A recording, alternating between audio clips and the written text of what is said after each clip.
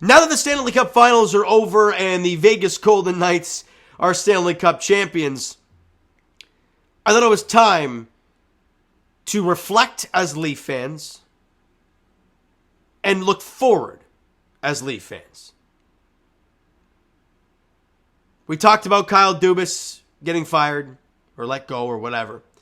And Brad Treliving now being the general manager of the Toronto Maple Leafs. They bring in Shane Doan. Now, that's not a coincidence.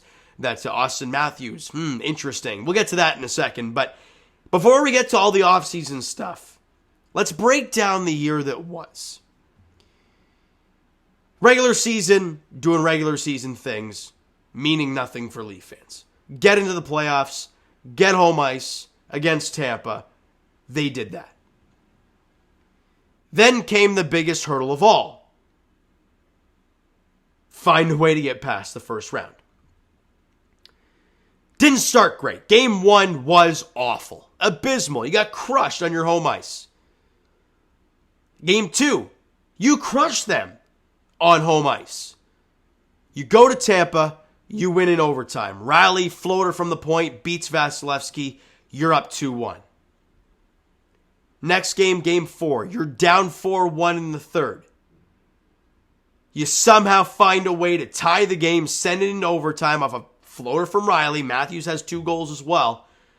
And the most unlikely of heroes, Alex Kerfoot, tips in the point shot from Giordano to put the Leafs up 3-1 and complete the 4-1 comeback. On the road, and you're 1 win away. But we have seen this story before. Leafs come back home, they lose game 5. But then they go back to Tampa for game 6. Actually, before I go any further, game 3 in Tampa, you had the Ryan O'Reilly burying the one in front of the net with like a minute to go to tie it, and then Riley winning it in OT. Then you go to Tampa for game 6, and every Leaf fan biting their nails off. And then John Tavares scores a weird one. It's just a spin around shot at the circle, goes off the skate of Radish and into the net, and Leaf fans have a weight lifted off of them that I have never felt. The celebrations were on. Leafs Nation was buzzing. I was going bananas. Finally, they got past round 1. We go to round 2. Take on the Florida Panthers because they an improbable comeback down 3-1 to the Boston Bruins, and they win game 7. They come on to take the Leafs. Leafs lose game 1.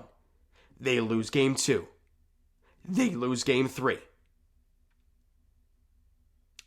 Sure, they win game 4. They come back home, and Nick Cousins wins it in overtime for the Panthers to beat the Leafs in 5. And the question right after that game was, well, does it really now feel the Leafs got past round 1? And if you look back, yes, it does. But winning 1 game in round 2 doesn't really feel like it. I did a little study about the playoffs this year. And the NHL playoffs are a crapshoot. You never know who's going to win, right? Everyone thought the Bruins, no question. Bang, they blow a 3-1 lead to Florida and they're out in round 1.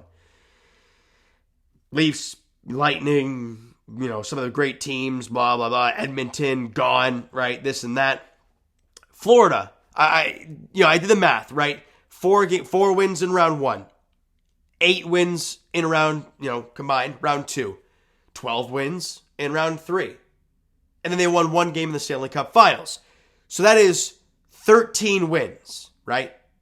13 wins out of the 16 you need to win the Cup.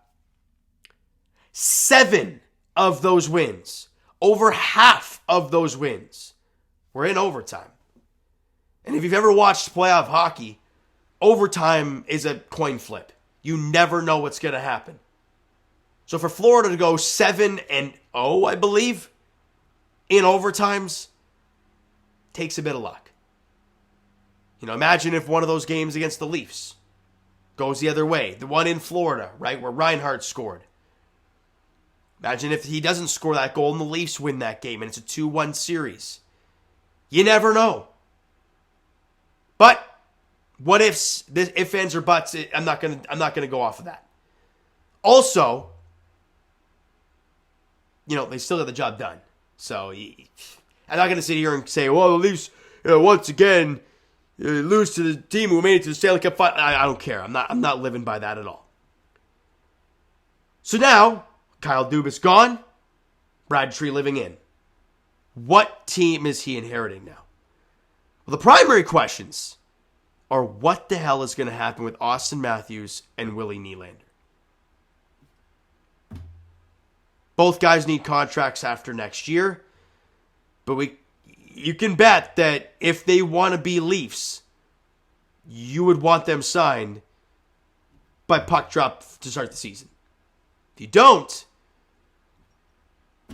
you're really putting your franchise at a question mark here. So Brad Treliving getting another situation like this where a star player, he's trying to figure out if he wants to be here and all that stuff like he did with Matthew Tkachuk and Johnny Gaudreau in Calgary. Those are obviously at the forefront. But there are a lot of other question marks. The amount of free agents this team has. I'm going to list off the unrestricted free agents. Okay, not restricted, unrestricted. Ryan O'Reilly, Alex Kerfoot, Justin Hall, David Kampf, Noel Acciari, Michael Bunting, Wayne Simmons, Luke Shen, Zach Aston-Reese, Eric Gustafsson, Jordy Ben, Carl Dahlstrom, blah, blah, blah. A lot of those guys were key contributors to this team. Let me list off some RFAs for you. Well, more or less, the one big one. Ilya Samsonov. What is Brad Treliving going to do? He's been inherited with a crazy task. Needing to get Matthews and Nylander signed if they want to be here and for a good price. And what do you do with a guy like Ryan O'Reilly? Is it impossible he's back? Do we finally see the end of Justin Hall? David Kampf was a fan favorite. Do you see him walk? I think every Leaf fan loved Noel Acciari. Does he stay around? July 1st is very close. It's, half a month away? And all those names I mentioned, other than Ilya Samsonov, are unrestricted. Any team can go after them.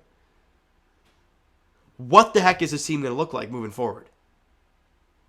I'm not going to go through the free agents of every position and whatnot because, again, you guys can do that. This is more a discussion stuff as well. I'm not going to be talking too much longer. But I wanted to list off those guys, talk about, Nylander and Matthews and the season that was.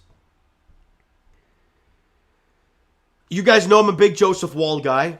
I'd love to see them give him a shot. But you also can't give Ilya Samsonov the Jack Campbell 5x5. You just can't.